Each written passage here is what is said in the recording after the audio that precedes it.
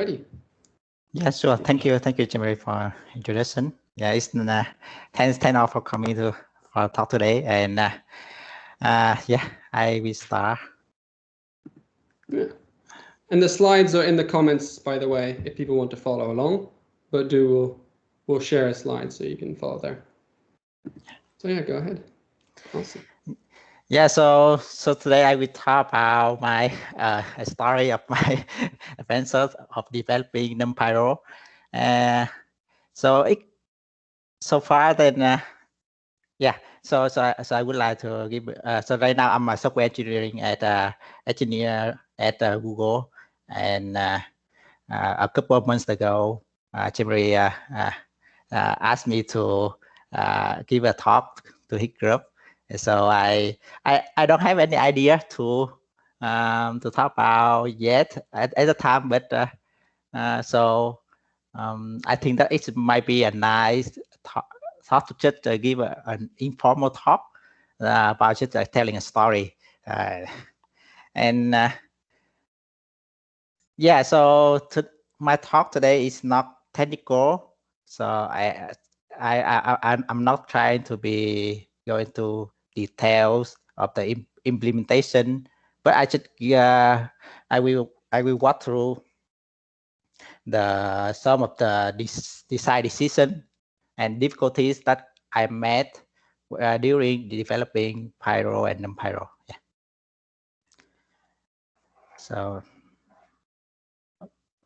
So first I will give some introduction about Pyro and NumPyro in case that some of you are not familiar with the probabilistic programming framework. And then I will talk about 3 different design decision that we have make during developing NumPyro. First is about the distributions API. Second is about the usage of jacks and the implementation of iterative Newton assembler. And the last one is I will talk about the effect handlers. So a bit of history about PyTorch and about Pyro. That is the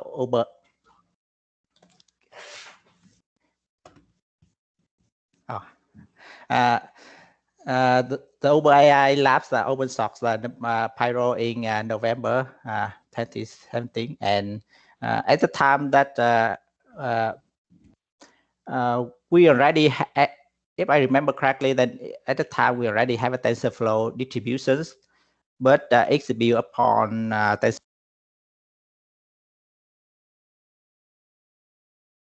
PPL on the PyTorch. So, and it's a collaboration between the Pyro and some other group that want to build a PPL on PyTorch. And the arm of Pyro is to be universal, scalable, and minimal and flexible. By universal, then it means that it can work for the model with control flow, if, else, for loop.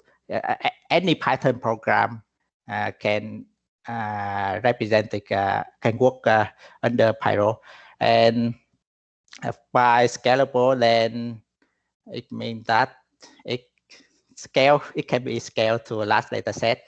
And minimal means that the core of Pyro is just some very small set of primitives that and then other complicated complex system can be built upon those small set of primitives. And they are flexible, means that we have a, if we want to control the program, if we want to reinterpret it, I mean that we can, yeah, the app of Pyro is to be as flexible as possible. And oh, I forgot. And then 2 years ago, I guess, the Pyro, the OpenAI lab, so we transfer the Pyro to Linux Foundation, AI and Data Foundation. And until now, they have more than 7,000 GitHub star. So that is just a bit of history of Pyro, and we start to develop NumPyro in February 2 years ago, and it's the we at the time we will release a check backend, and we think that it might be a solution for a technical issue in Pyro, that is the MCMC samplers in Pyro is so slow. So we start try checks to see that if it can resolve that solution first. And our arm is to be lightweight, but I guess until now then it have a lot of features that is kind of unexpected. But the original arm is to be lightweight. And until now there are more than 1,000 GitHub star.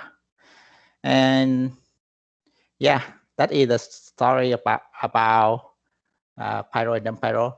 And in Pyro, then we have a forecast functionality. That is the first is the distributions, then the primitives, the effect handlers, and the inference method.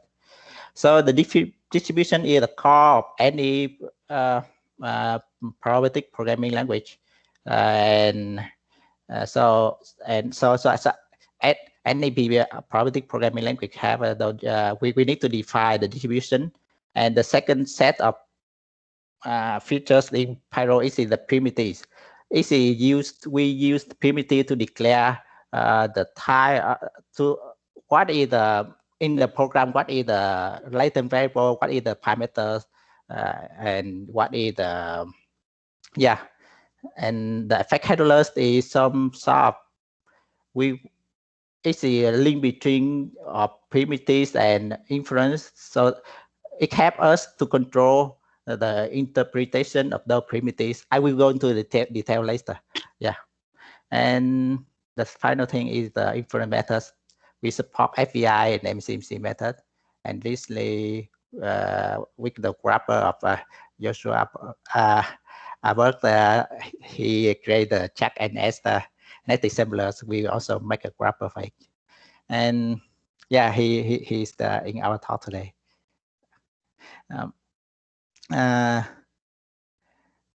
So for distribution and primitive, it's used for modeling, and for inference, we try to make it a black box as much as possible. So for Pyro and Pyro users, most of the time I think we hope that the Pyro and Pyro users will spend time on modeling, more time on modeling, and the inference methods. We just make a few live code so that it's and it does not kind of it just work out of the box. That is our arm, and for further, this is not enough for PPL. For diagnostics or visualization, then there are other libraries that can use the Pyro result. For example, Affix, if you know. And so first we look at the Pyro models. Here is the Gaussian meter model, and if you can you see my mouse? Excuse me. I can't. Yes, sometimes. If it's not on the white, I can see. Oh yeah, actually I can see now. Yeah, go ahead. Yeah. Yeah. So this is the Gaussian meter model, and on the right hand side is the graphical model. It corresponding to graphical model, and on the bottom is the Pyro model. And if you compare that, you can see the Pyro model is corresponding one-to-one to the graphical model.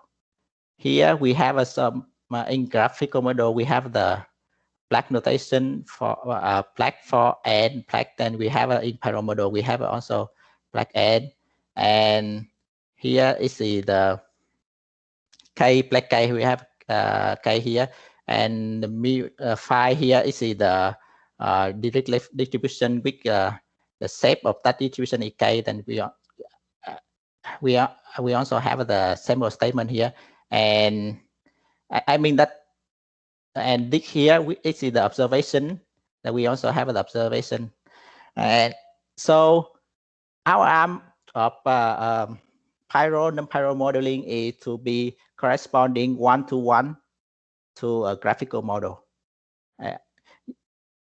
In other language, you can remove the flag here, but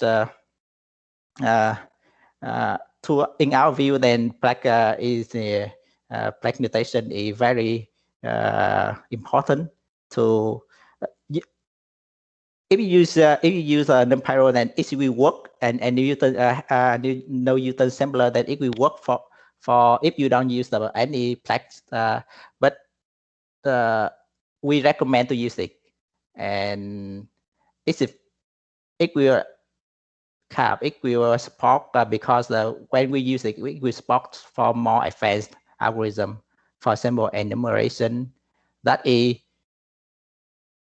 here. If you see the latent variable z, we have it follow the categorical distribution, and in many other probability programming language, then to calculate the log probability of this model, the Chon log probability of the log density of this model, then we need to marginalize out the z variable, and so a lot of math and calculation need to be, we need to write. But in Pyro, you don't need to do so. You just declare it to be categorical distribution, and the marginalization mechanism will happen under the same, under the hood. So that is one. Cool feature of Pyro and NumPyro, that is corresponding one-to-one to graphical model. Yeah, and I really love it. So transition to NumPyro, then we try to make the API similar as possible to Pyro. That is, we add the NumPyro and the torch, which it become the JAXA NumPy. So, and any torch operator will be converted to the JAXA NumPy operators. Yeah, and the modeling is the same. So that is our first this is our first design decision, and that is for modeling, and then for inference algorithm, then we have a collection of inference algorithm. I won't go into details. This guys just have you navigate around NumPyro inference algorithm, but yeah, in case that you are curious, so I will skip this slide. Just I just try to. I think that is helpful because sometimes when users look at the Pyro NumPyro documentation, then they see a lot of inference algorithm, then they don't know what they need to try first. So we just make. So I write this slide in that case. So Duke, could I ask a question at this point? Yes. Yes. What is SVI? So SVI is stochastic variational inference. It's the variational inference method. Yeah, class 2. So no Newton sampler here is the MCC method, and another class of Bayesian inference method is the variational inference. It construct an approximated distribution to approximate the posterior of the target distribution. So FVI is MCMC in exact method and FVI in approximate method, and it's suitable for high-dimensional problem or large data set.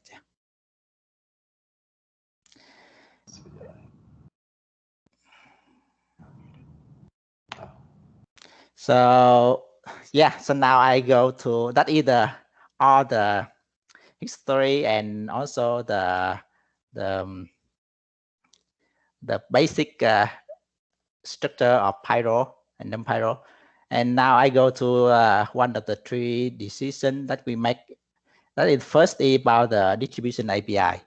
I think that this is the most confusing part for pyro user. That is, they need to make the right pyro model, which is and then when they run the models, it raise some set error, and it happened many times, and so I think that this is the most confusing part in pyro. And luckily then the TensorFlow distribution, we follow the design of TensorFlow. TensorFlow distribution. That is, we have a three notion, that is sample shape, path shape, and event shape. And for sample shape, then you don't. So if you look at the right hand side here, the right hand side, this is the model. And if you want to, and when you perform some sampling method, then you will get the collection of sample. And the sample shape here is the define that the shape of the, for example, if you want to get the 1000 sample, then the sample shape will be 1000. Or if you want to get 1000 or 10,000 of sample, then it's a sample shape will be 1000 or 10,000. And then so sample shape is just a collection of sample, the shape of the collection of sample, and the path shape is corresponding to the place in your graphical model. So here, that is, in this case, that is, we have the shape ek. Here is the n. If we put this inside this box, then the shape of mu, the path shape of mu will be k and n. Yes, that is the notion of path shape. That is just declare the shape of the latent variable. And the event shape is I think that is the most confusing. The more confusing notion. Here for the variable is scalar, so the shape will be empty. And here is the dirichlet distribution is a multivariate distribution, and the shape is a k. And k here is the event shape of phi. Yeah, that is the event shape is the shape of a particular variable inside the place. And so let me give you an example. So if I go back to the last slide here, we have the mu variable inside the black k. Then the event shape of mu here is the empty. But here, when we remove the black, then we will, this variable we have the mu, we have a shape k, and the shape k will become the event shape. So in implementation, we will perform expand and then move the last dimension to the event dimension. That is the event dimension will become k. So that is, and so this is not the design decision of NumPyro, we just follow the pyro and the TensorFlow probability distribution. But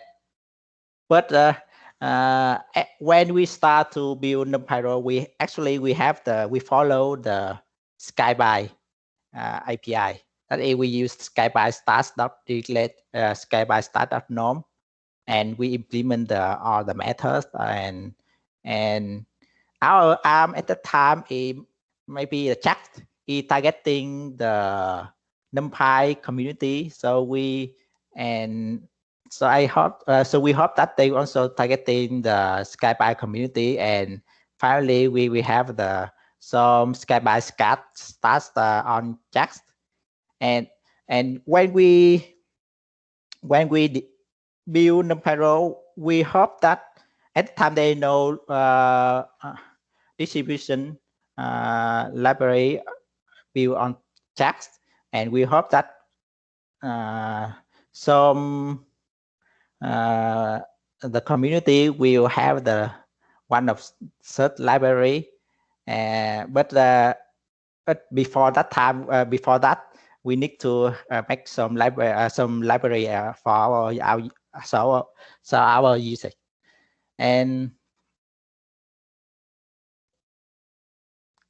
But it turned out that after a few months, then we found that it's very hard for Pyro users to use this API, because it's hard to translate the code, and also the Skyby API does not have a notion of event shape and bar shape, symbol shape, so it's very hard to develop. Also, it's hard to port the code from Pyro that we need to NumPyro.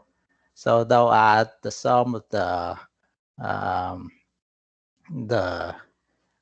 reason that why we don't use the Skyby stars, and we will switch back to the Pyro distribution API. Yeah. So that is the story about the distribution API. And the next story about our so now we already have distribution. Then we need to build some inference algorithm, and so we use checks, and checks so check equal, right? When you have when we have a program f, a function f, then we check it, and if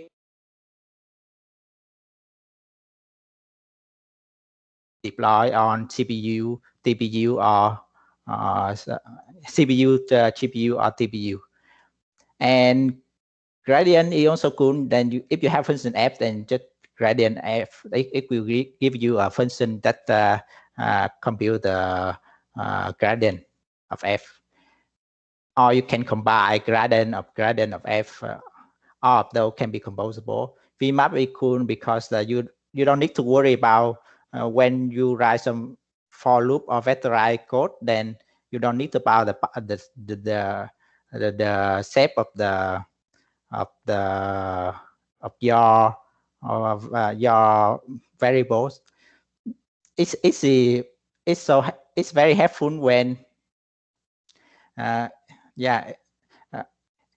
you know, then if you perform the multiplication or matrix multiplication, then the shape will you will get some the shape error will happen many times, and VMAP here will very helpful in that case, that you don't need to worry about the sum of the part dimension of your operator, your function.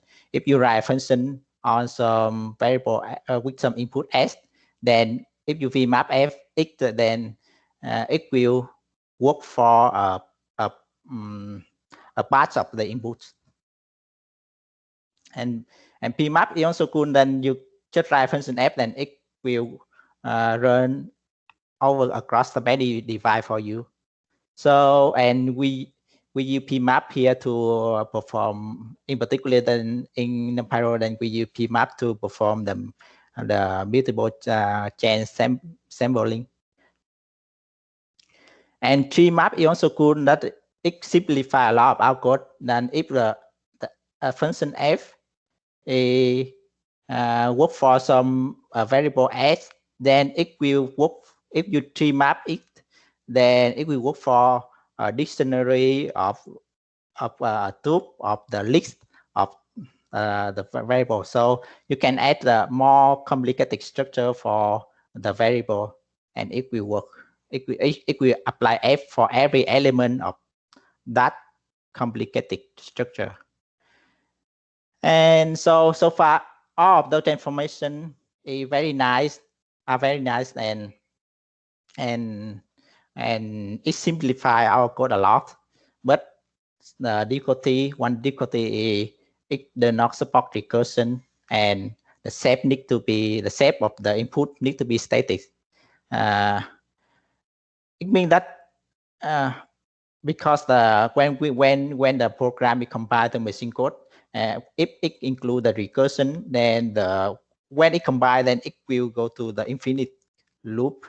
And because when it combines, it does not know the value of the input, it should run it just assume, I guess. I don't know about the details of the compiling, but at the time we try, and it raised error about recursion error, or it did not stop. I cannot remember right now. So, but the main, as I mentioned previously, then the no Newton sampler is slow in Pyro, and we want to use checks to make it fast. But the no Newton sampler use the recursive algorithm at the time. So, and when we so at first we port the Pyro code to NumPyro, and it see, because it's a recursive algorithm, then so we don't see any performance improvement.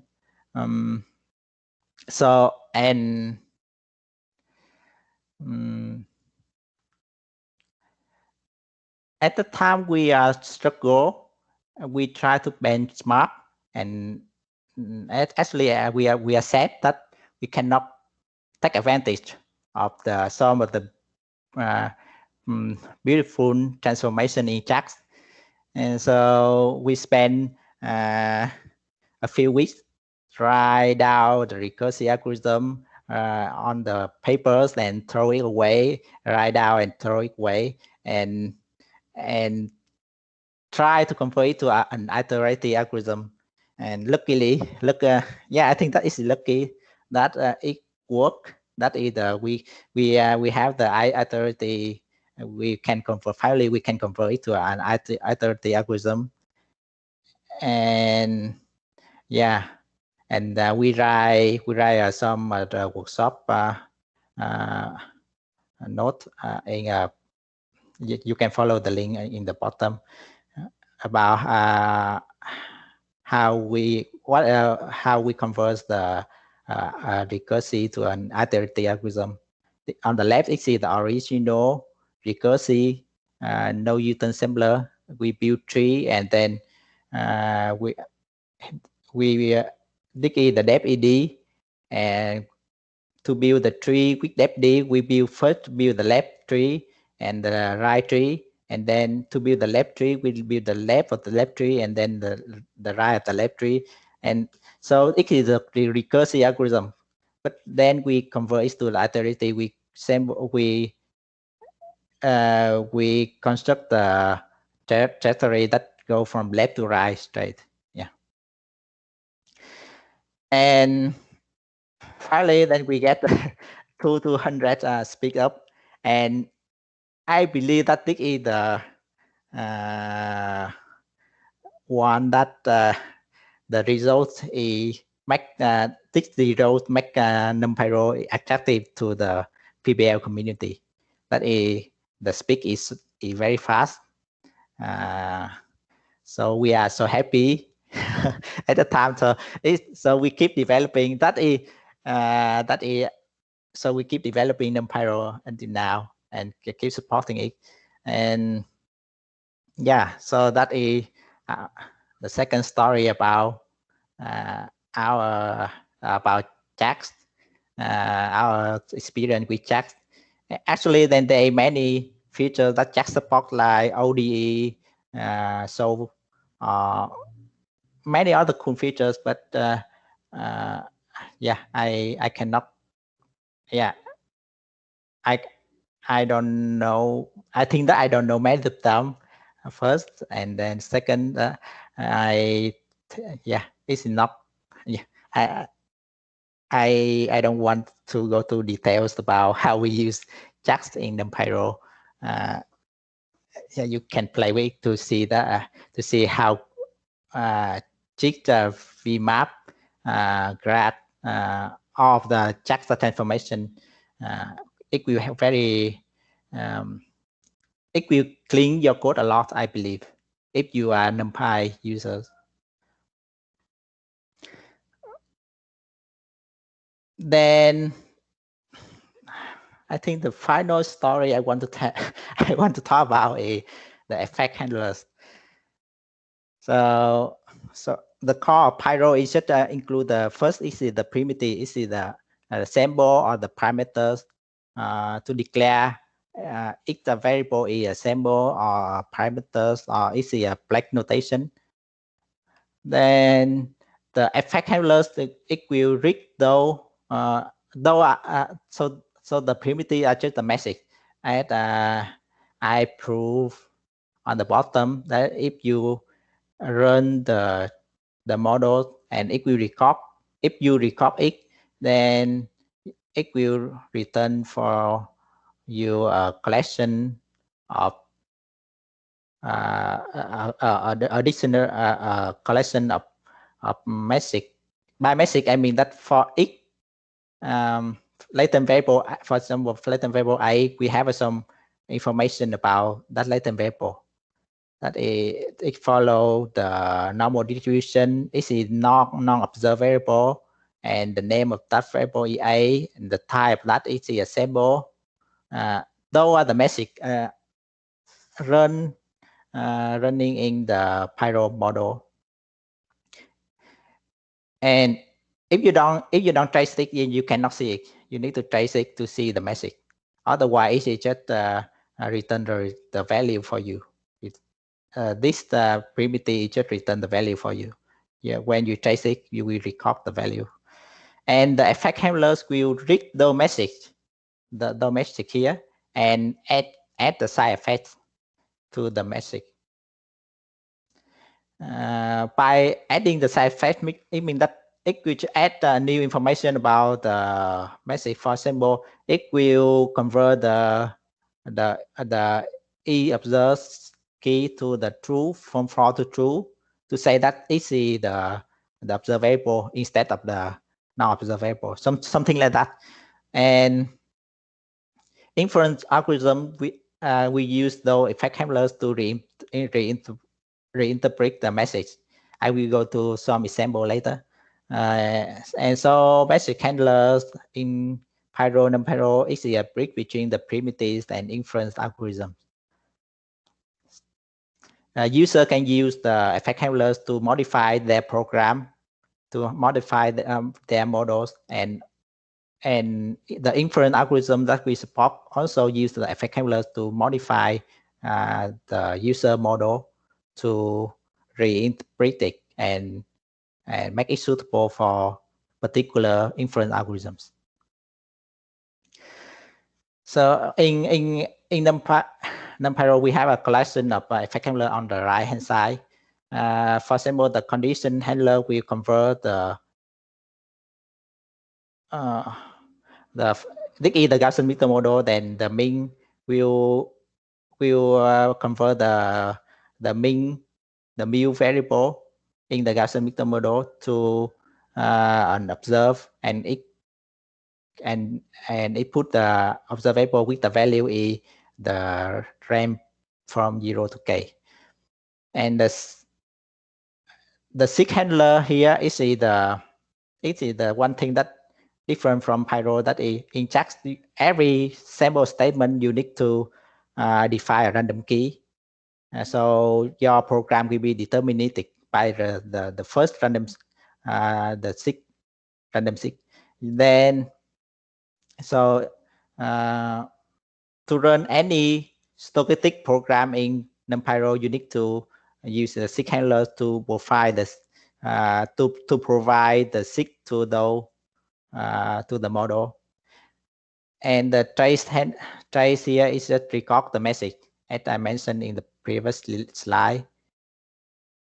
Oh, by the way, if you have any question, then please stop me and ask. This is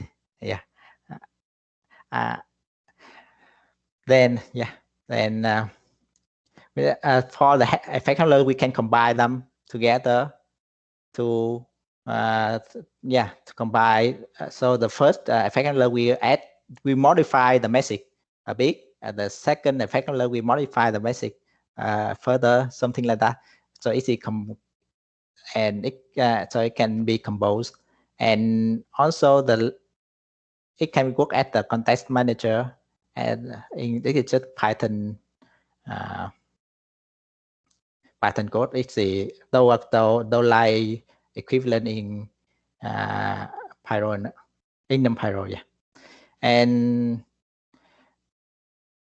the last thing I want to mention about Plex is the handler. Actually, then the Plex notation is the primitive. It's just, as I mentioned, that it's just declare the Plex of with enclosed some variable, right, in a graphical model. But actually under the hood, and it's also the handler. It perform both like a primitive and handler. By handler, it means that it will, when we put some sample inside a Plex, then we will broadcast it to make it the shape of that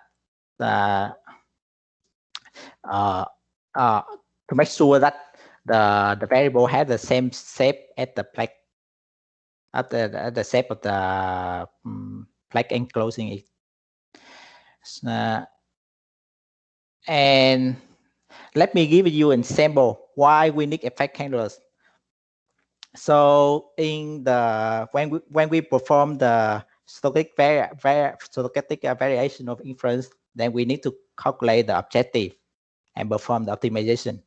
The popular objective in Pyro and NumPyro is a popular objective in FVI is the elbow. This is evidence the lower bound, and it can compute by this formula. And on the Q here, P here is the original model, and Q here is the approximate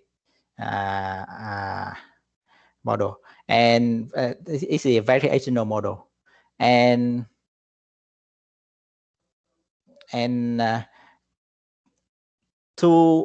if you look at the formula, then you can see that when we run the program, first we will run the program. We need to take a sample Z from Q, and then we need to use the same sample Z to calculate the log density of the P. So if you run the Pyro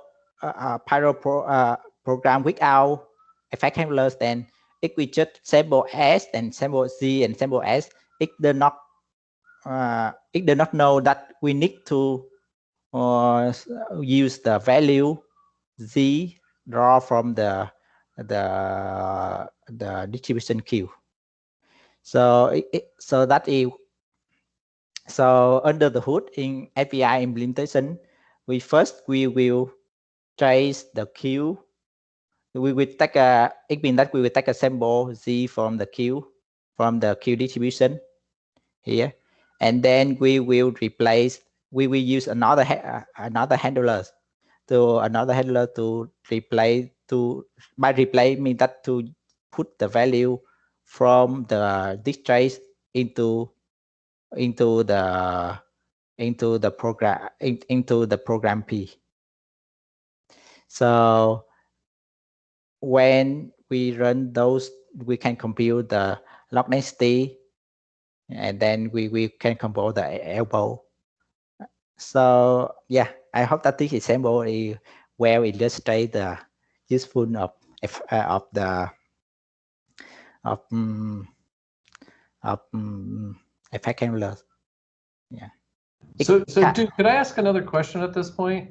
Mm-hmm. So yeah. why isn't just the argument to the expectation there the thing that gets averaged over? Like, I don't understand why you'd want to replay the, or is this just an example? Yeah. So I'm talking about the I will use an approximate Monte Carlo approximate of the expectation. That is, instead of calculate the expectation, you just use some sample. I will draw some sample. Yeah. But why not just after you draw that sample, evaluate the whole term of the joint log minus the approximate? Yeah. Yes. Your question. The thing is that when you know, if you look at some pyro program here, it does not know for you cannot say, if you run this program model, you cannot say that A here, you cannot it just return for you a new sample A. But what you want is we already have a sample A from the Q, the variational distribution, and you want to use to make the value of A here, variable A here is that value, that specific value, not the new random value. So in that case, you cap. So the original model will just run the program and draw a sample from the distribution here, and we use the effect handlers to modify that program so that when it run the program and when it look at if it see the sample A here, it will return the value. For example, the value is 0, some specific value for you. So in this case, let me on the first easy condition. So that's particular the mean variable, we take the value is the range from 0 to k. It's not a random sample anymore. It's some deterministic value. And in FEI, is that deterministic value is draw from the variational distribution. It's not draw from running the original model. Yeah, I hope that explains you. That helps. I think I need to dive through the details of this because it's pretty involved at this point. Thanks. Yeah. Yeah, I think that. I'm sorry, can I also double down on that? Just to be sure I understand as well, like Bob, I guess. I don't know which one of the two people on the camera is Bob, but essentially, like you're doing value injection in your code, right? So you have a tag of your random variables, which is essentially very similar to what you had in TensorFlow V1, right? Where you have your variables, you just get them by name, and then you assign the value. So you do injection of data onto the nodes of your graph. Am I correct? Yes. Okay. Yeah. Yeah. Actually, then when we run the model equal and trace it, you will get the collection of nodes. And exactly then, if we condition the condition handlers here equal replace the value of that node by this the specific value. Yeah, so that's actually very inspired by TensorFlow version 1, right? Like the one that was in 2015 or something. Yeah, I guess I'm not familiar with TensorFlow property version 1, so okay. So but I think that it performed the same thing. I think. Yeah. So under the hood, and when it look at the when the condition handler when it look at this message, it will put the value, and because the this message already have a value, then we don't need to draw any further symbol. Yeah. So the cost to symbol is we don't need to. So we don't need to have any additional symbol statement to draw the Z. And yeah, for a case study about the effect handlers, and this is the work of the group of in Copenhagen University. We collaborate with them to implement this algorithm in NumPyro. And on the right hand side is the algorithm. It's complicated, but I will say about the some essential point here. That the first is this algorithms is useful for this is the subsample MCMC algorithm. That is when it is used in the case that when your data is large, and so if we perform the no-Newton sampler and it's very slow to compute the log likelihood, the cost to compute the log likelihood is very large. So this algorithm used in some subsample method in the sense that in each iteration of no-Newton sampler, it will draw a new subset of index, and it will approximate the likelihood here by just that subset of data. So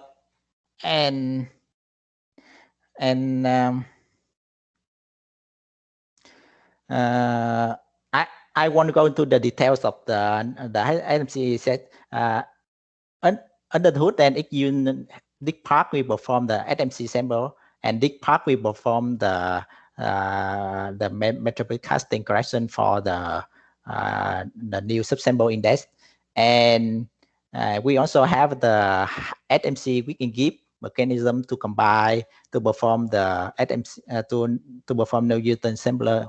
We can give sampling some custom give sampler. So we have our ingredient to perform inference and to perform inference. But one thing that the tricky thing here is that this log likelihood is not is some approximate version of if you calculate this, and when we calculate the log density of this, and then when we calculate this metric casting correction term, then it will give you some sort of bias estimate. And in the paper they propose some in the I forgot to include the link here. I will include after the meeting. In this algorithm, the authors approximate the log likelihood by some this term is some approximate of the of log likelihood, so that it become unbiased estimation. I won't go into detail. I just want to mention that how we can interpret the program so that the inference algorithm will know that the likelihood is not the original likelihood, but some sort of another version of the likelihood. So in that case, we use the effect handlers to reinterpret the this livelihood here, and under the hood and in the SMC SMC ACS implementation, we just create a new handler, and when we reach the livelihood message, then we will perform the I skip the details, but I just want to give the ideas that we will perform the modification, reinterpret that. So that is one. So I hope that this is one useful example to illustrate the effective of effect handler. That is, if you the user, the point is that we only want the user to provide the model, and in the inference algorithm we will perform all the tricky calculation under the hood for users. So essentially, then the user code is modeling code is only this. They don't need to know about the estimation, the approximate, some approximation or something like that. They don't need to know. And under the hood, we use effect handler to reinterpret the program, the user program. So yeah, so that is the 3 story that I want to deliver in my talk. I hope that it gives you some idea about NumPyro and why we use the effect handler, why we use distribution API with path shape, event shape, and also about iterating Newton Simpler, why it illustrates why Jax is so helpful. It increases the speed of our program a lot. And so, and this is the results. And during developing NumPyro, then I really liked, I really enjoyed the process. Let's see the open source collaboration. I and the team work with a lot of other people across the world, and we really enjoy that collaboration. And we also have the forum to discuss about new idea or give an answer to some NumPyro questions. Throughout those discussions, and also through emails and video calls with other people. And so kind of to me personally, then it make me how can I say it kind of new experience to me and new advantage to me that I make so many people, and also I can join the meeting, seminar, conference, workshop, reading new paper, understand new ideas. Then so I'm very grateful for this developing period. And so that is the engagement that the community give me. And thank you all for your listening. Yeah, thank you. Excellent, thanks a lot. Yeah. Actually, I can really kick off a question. I'm sure other people will have some questions as well. Is the kind of on a larger scale, is the plan, I think like NumPyro has a bunch of MCMC algorithms and also some variational inference algorithms. Is the plan to kind of do as much of Bayesian inference as possible? For example, include like ABC, and I think there's this recent generalized Bayesian inference and so on, or are you going to restrict and kind of stick with MCMC and a bit of variational inference? Yeah, I think I'm not familiar with IPC algorithm, but and other Bayesian inference. But I think that the original intention for NumPyro is to be lightweight. So if the community want to contribute some new set of inference algorithm, then we are very happy to collaborate and review and add into NumPyro. But it's in my view that it's unnecessary that the just if the community can also, another way is just create a new library and just add NumPyro as an independent because so something like that is not near.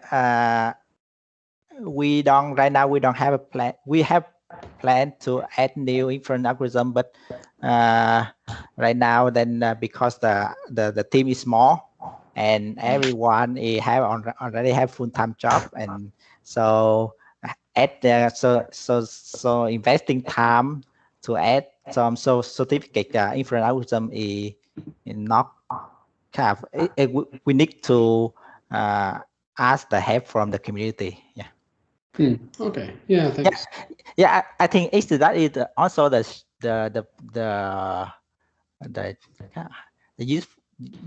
usefulness of open source developing, that we all can collaborate. Things and that. Yeah. Yeah. Okay. Yeah. Cool. Thanks. Does anyone have any questions for Du?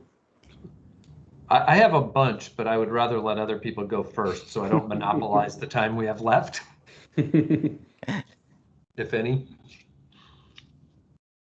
Anyone has questions, jump in before Bob goes, has all his questions.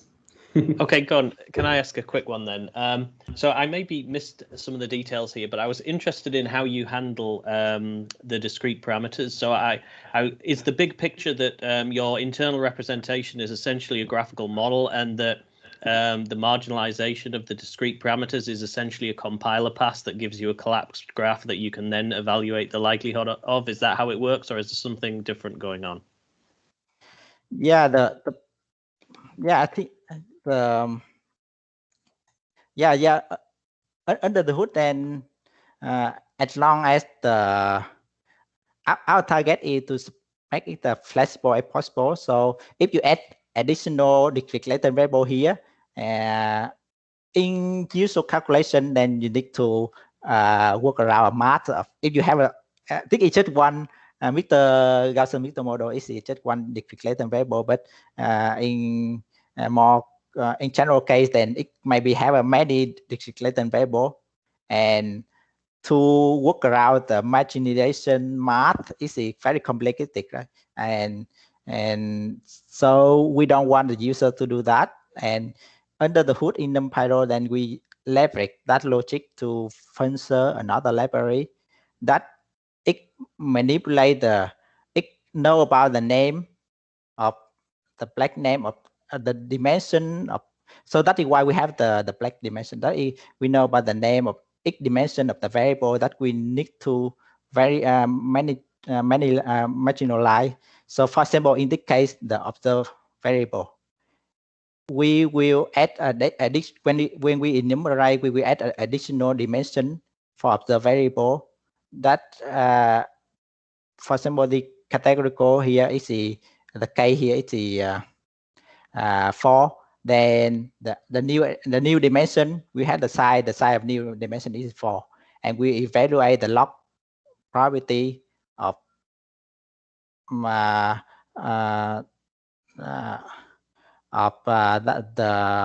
observation with that after we already broadcasting after we already add a new dimension to the observed variable, and we are on that new dimension, we evaluate the value z equal to 1, z equal to 2, z equal to 3, 0 to 0, and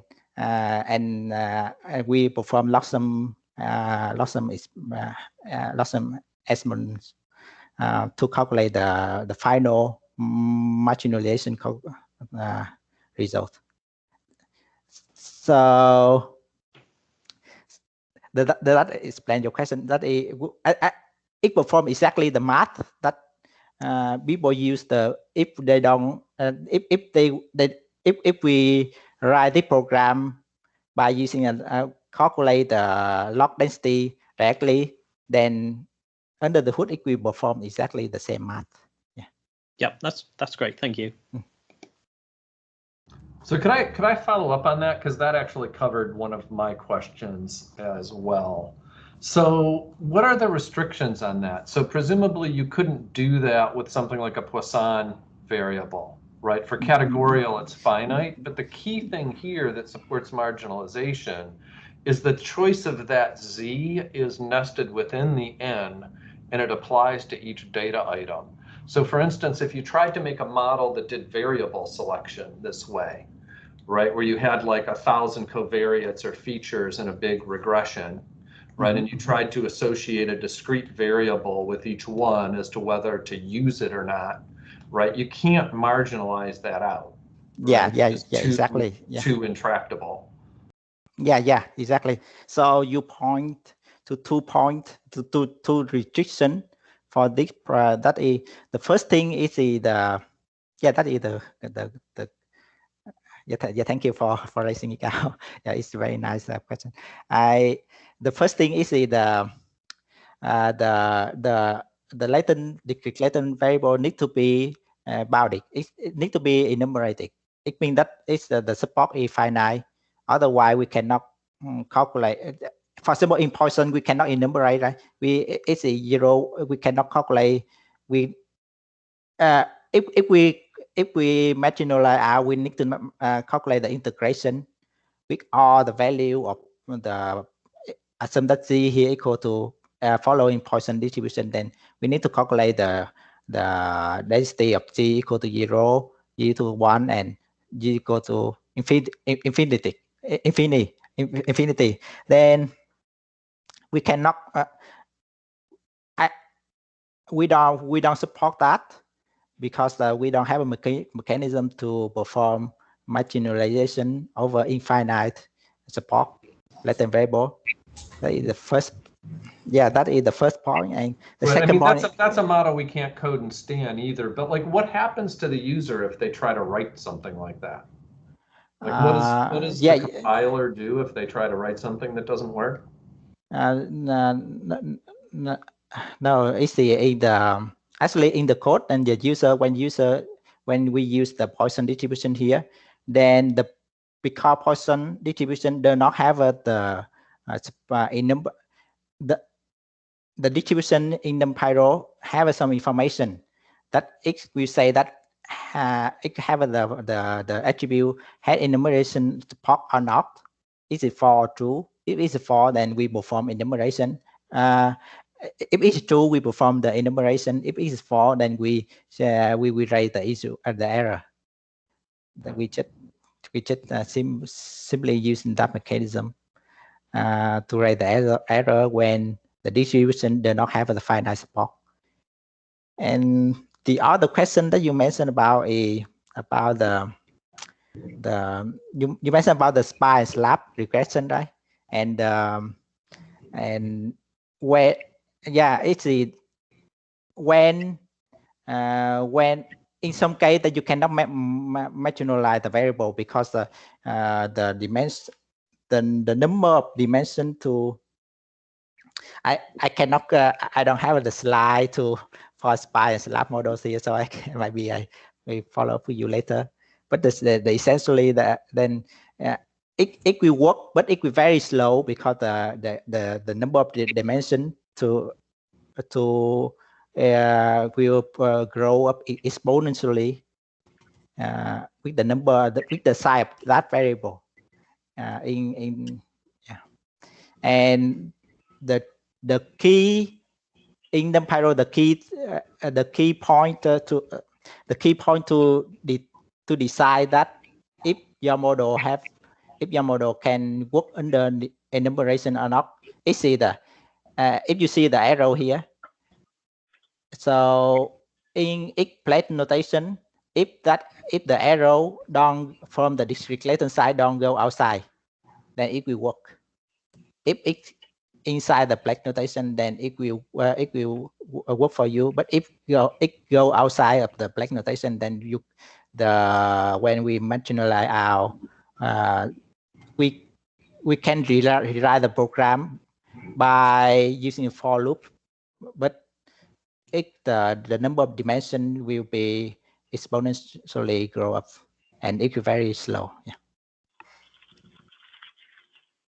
So that is the tips to decide that if the program if your program a number can be enumerated or not. Yeah.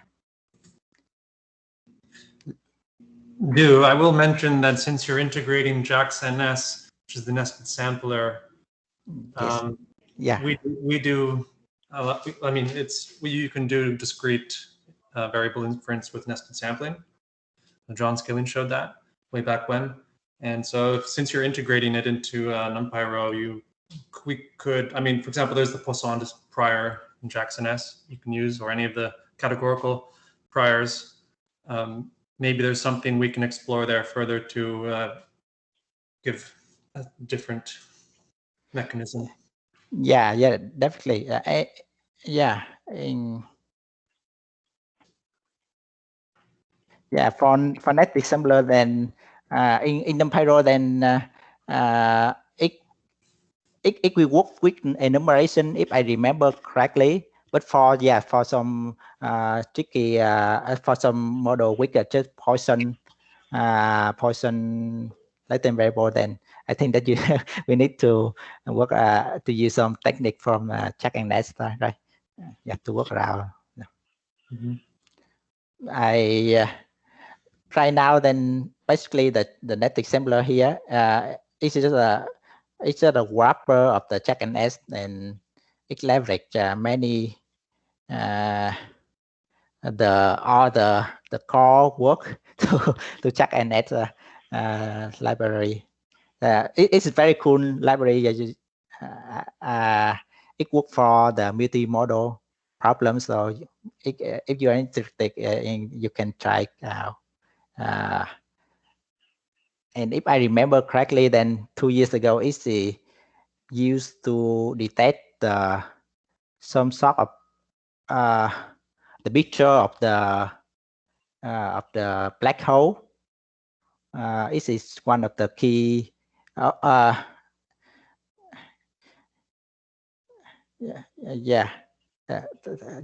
authors of that paper also use the net assembly. Yeah, so if you're interested in that, you can try it out. But I would recommend to use the original package. We just make the big wrapper. It's just useful for NumPyro users who want to construct the model using NumPyro language. Yeah. Nice. So does anyone else have any maybe final questions for Du? I have a simple question. Well, I have a simple question and a complicated question. So the simple one is, how is this related to the Pyro project? Yeah. So we are the same team, and this work, and actually then when we add new feature, then sometimes we add it in Pyro, and sometimes we add it in NumPyro, and we pop to each other if we need to perform. Some people want to see, because the developing in JAX may be hard to debug. Maybe it's much better now. But at the time in the past, then it's hard to debug. So many members in the Pyro Pyro team prefer using PyTorch. But we pop the features back and forth. Okay. Yeah. And I had one other question that I think is probably also pretty short. Does this model only support graphical models, or can you do things like write a density for a variable inside your model? And can there be like control flow inside the models with like for loops that depend on the values of parameters and that kind of thing? Yeah, for AC, I think that is the Spock is limited. If you want if the for loop with the if you can convert your for loop program into some sort of the checked primitive, primitive like in check we also have the checks last dot for loop, and we need to rewrite that in the check language so that it will make your loop fast. Otherwise, it will combine every step of your loop, and your program will be slow. If the loop is the length of the loop is, for example, 1,000, it's the compiling time will be very slow. So that is some limitation. And another limitation is the actually then I'm not so sure in general program. Another limitation then if you want to customize the log probability, then you can use checks to calculate the log density by hand, and then you can use in NumPyro we support the NumPyro dot factor, that is another primitive that it will inject that it will add that log property into the whole density of the model. So if you want to if you don't want to write a new distribution, or if you want to customize the log likelihood, the likelihood computation, then you can using check to compute it, and then add it into the NumPyro model. We support that.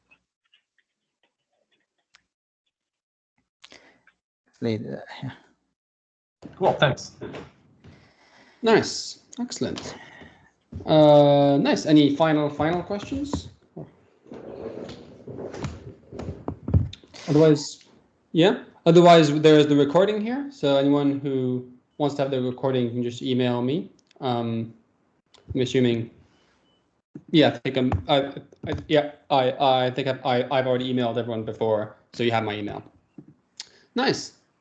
So we can all thank Du for presenting. That was really interesting. Yeah, thank you for listening. Thank a lot.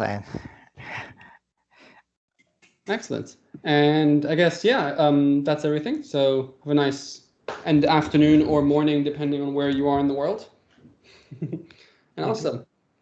Yeah, see everyone later. Yeah, thank you, Jeremy. Yeah, thanks, Du. Yeah. Cool. See you guys. Yeah, thanks, Du, and thanks, Jeremy, for organising.